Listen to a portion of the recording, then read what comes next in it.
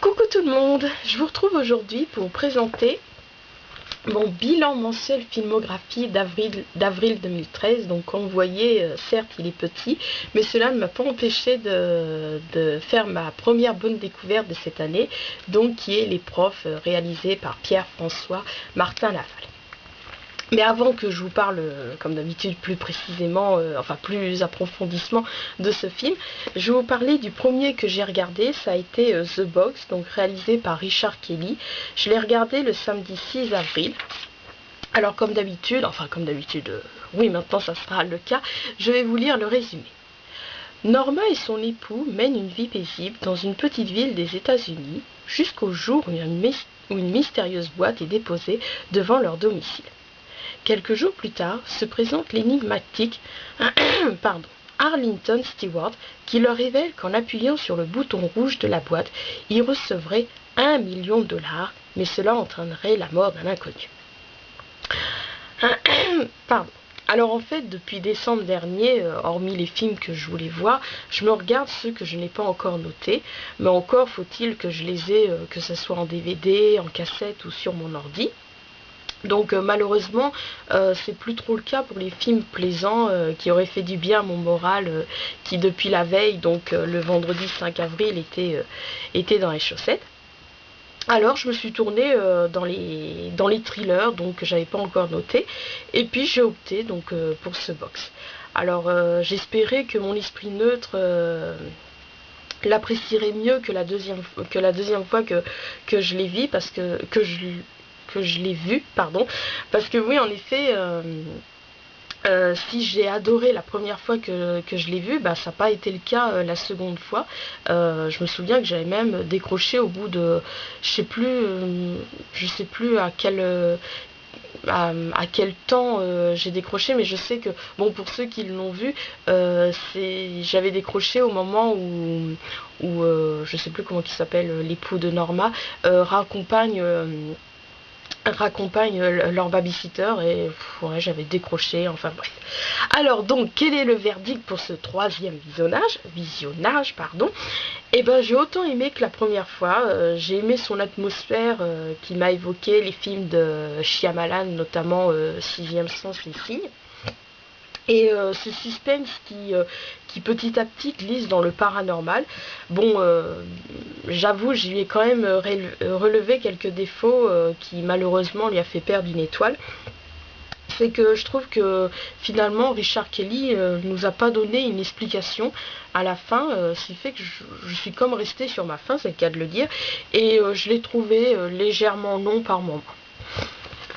Alors, ensuite, le second film que j'ai vu, ça a été Holy Guns, donc réalisé par Lexi Alexander. Donc je l'ai regardé le dimanche 7 avril, donc comme vous savez, je continue mes visionnages sur des films avec Elijah Wood que j'ai pas encore noté, et encore celui-là je l'avais pas en ma possession, donc je suis allée, vous savez, et en fait oui, comme souvent c'est comme ça dans ma vie, vraiment un truc stupide, un tout petit truc fait voilà quoi, que j'ai envie de regarder tel film, ou ça me suscite tel achat de livre, comme je vous avais expliqué pour le livre Ne t'éloigne pas. Et en fait, là, ce qui m'avait donné envie de revoir donc ce film Holy Guns, c'est parce que je crois que je dormais, et c'est ça qui m'a réveillée. Oui, le soir, quand je suis crevée, je me repose jusqu'à 10h, 9h, 10h du soir, tout ça. Et là, j'ai entendu dans la rue des gens qui criaient « PSG, PSG !»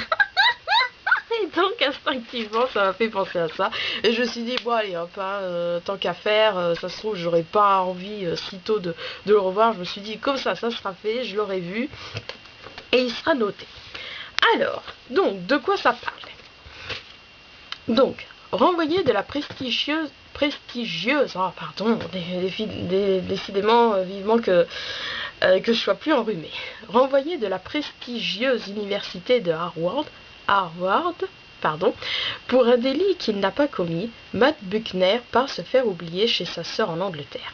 Là-bas, il découvre la fièvre qu'engendre le football, et surtout les groupes de supporters qui défendent l'image et la réputation de leur club comme une religion.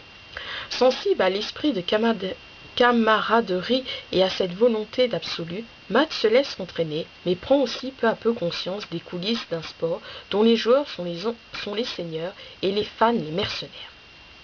Ces cercles très fermés sont prêts à tout pour renforcer leur réputation et asseoir leur suprématie. La compétition ne se déroule que sur les stades et entre ces groupes extrêmes, il n'y a jamais d'arbitre. Face à sa conscience et son passé qui le rattrape, Matt va devoir choisir ses règles du jeu.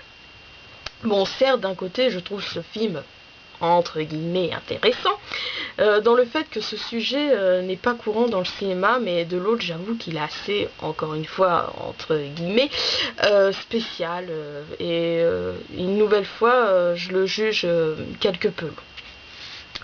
Ensuite, le dimanche 14 avril, oui, hormis ce box dû à la fatigue, je me suis regardé un film que le dimanche. Donc le dimanche 14 avril, je me suis regardé Moon, donc réalisé par Duncan Jones. Donc si je me trompe pas, c'est le fils de David Bowie. Alors, je suis perdue dans mes papiers. Ah, voilà. Donc je vais vous lire le résumé. Sam Bell vit depuis plus de 3 ans dans la station lunaire de Selene. Oui, oh, ça craint si j'arrive un peu à me relire. Où il gère l'extraction de l'hélium 3, seule solution à la crise de l'énergie sur Terre. Souffrant en silence de son isolement et de la distance les séparant de sa femme et de sa fille, il passe son temps à imaginer leur retrouvailles. Mais quelques semaines avant la fin de son contrat pour l'entreprise Luna, Sam se met à voir et entendre des choses étranges. D'abord convaincu que son isolement y est pour quelque chose, il se retrouve malgré tout à enquêter et découvre que si ses patrons ont prévu de le remplacer, ils n'ont jamais projeté de le ramener. À moins que cela soit la Lune, qui ne souhaite pas le voir partir. Donc ce film, je l'ai découvert lors du 120e top 5 d'Allociné, dont le thème est les personnages qui se retrouvent tout seuls. Donc bon, j'avoue, en fait, donc j'avais lu son résumé après donc sur Allociné Info comme souvent, voilà, je fais toujours des bêtises que je regrette après. En fait, après, en dessous, il y avait la dernière critique positive et la dernière critique négative. Et en fait, dans cette dernière, l'internaute, oui, il me semble, dans mes souvenirs, c'était un homme, il avait révélé, il avait fait une révélation importante du film. Donc, ce qui fait que, voilà quoi, j'étais pas surprise. Donc, oui, et puis au début, j'ai eu du mal parce que c'est vrai que je suis, autant que ce soit film et livre, bon, ce qui paraît logique, je suis pas très science-fiction. Donc en fait j'avoue avoir été déçue de la direction du scénario, me demandant bien où le scénariste allait m'emmener, puisque comme je vous expliquais, en fait la révélation, alors que bon certes je la connaissais, mais je pensais qu'on allait la voir à la fin du film, et en fait on l'a au bout d'une demi-heure. Alors, je me dis bah mince, si au bout d'une demi-heure il y a la révélation, qu'est-ce qu'il va y avoir après? Donc, bon, certes, je lui ai trouvé quelques moments intéressants, mais ça ne m'a pas empêché de le trouver long. Et en fait, en conclusion, j'ai seulement retenu la double interprétation de Sam Rockwell, donc celui-là qui interprète le personnage de Sam Bell. Alors ensuite, donc, nous en venons à ma bonne découverte, donc Les Profs, donc réalisé par Pierre-François Martin Laval, dont on dit PEF pour faire plus court, donc je suis allée le voir le dimanche 21 avril.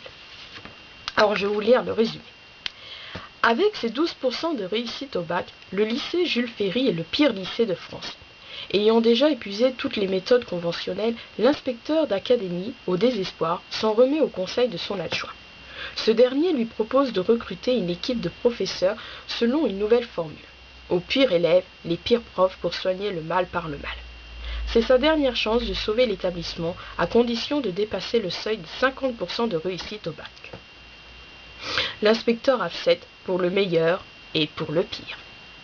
Alors depuis ce jour où invité chez le melon, comme je surnomme maintenant Cyril Hanouna, animateur de Touche pas à mon poste, oui au début, bon une petite aparté, au début j'aimais bien cette émission, je trouvais, bon je l'apprécie toujours, bien que je regarde plus, en fait je trouvais intéressant parce que voilà, il parle de la télé, les envers du décor, pas les envers du décor, mais comment dire, ils n'hésitent pas à dire la vérité sur des émissions, tout ça, c'est assez varié.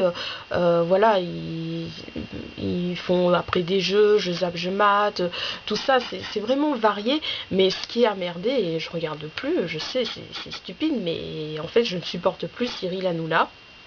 Parce que lui qui se foutait tout le temps de la gueule d'Arthur, tout ça, parce que voilà, Arthur il est connu pour un animateur moqueur de ses invités, bah finalement, à croire que il a déteint sur lui, Cyril Hanouna, parce que je trouve qu'il est vraiment moqueur de ses chroniqueurs. Et en plus, j'ai remarqué que, en fait, il doit lui-même s'être rendu compte parce qu'il fait plus d'imitation d'Arthur. Et en fait, aussi, ce qui m'a énervé, c'est que il serait prêt comment dire, couper pas une critique, mais une chronique, comment dire, un sujet qu'un de ses chroniqueurs avait présenté pour qu'ils aient le temps pour voilà, faire venir sa connerie à Hanouna. Je trouve que voilà pourquoi je surnomme le melon, parce que j'ai l'impression qu'il faut qu'il y ait que lui, tout ça. Donc voilà, je sais, c'est stupide, mais voilà, sachant que c'est lui qui présente, c'est normal que voilà, il prend plus de place. Il aurait été un chroniqueur. Voilà, je pense j'aurais sûrement continué de regarder, mais bon, enfin voilà. Enfin bref, la petite parenthèse, donc voilà pourquoi je surnomme le melon. Donc, parenthèse fermée. Donc, bon, je reprends mon avis. Depuis ce jour où, invité chez le melon, surnom que je donne à Cyril Hanouna, animateur de Touche pas mon poste, Pef a annoncé qu'il allait adapter la bande dessinée des Rocs. J'avais hâte de la voir. Pourtant, lorsque j'ai commencé à prendre connaissance et du casting et des photos, je fus quelque peu déçu. En effet, Isabelle Nanty me paraissait déguisée en Gladys et Kev Adams aucunement ressemblant pour le personnage de Boulard. Aussi, ce fut grâce à mes visionnages de la série Soda que je fus bienveillant pour ce choix. Mais pour ceux et celles qui sont fans et de cette série et de Kev Adams, vous serez susceptibles d'être déçus de son rôle.